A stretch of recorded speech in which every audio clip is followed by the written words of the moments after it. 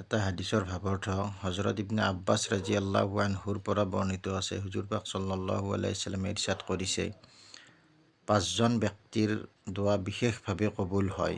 1 number, মজলুমৰ দোৱা যেতিয়ালৈকে তেওঁ প্ৰতিশোধ নলয়।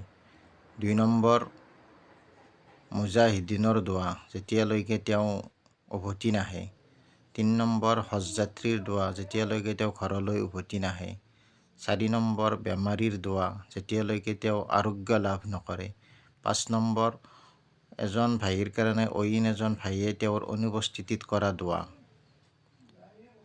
গতিকে হুজুৰ পাক সাল্লাল্লাহু আলাইহি ওয়াসাল্লামে ইয়াৰ পিছত কয়, এই 5টা দোৱাৰ ভিতৰত যিটো সৰ্বশেষ কোৱা হৈছে 5 নম্বৰত, গতিকে সেইটো দোৱা আগতে কবুল হয়। মানে অইন এজন ভাইৰ কাৰণে এজন ভাইয়ে তেওঁৰ অনুপস্থিতিত কৰা দোৱা।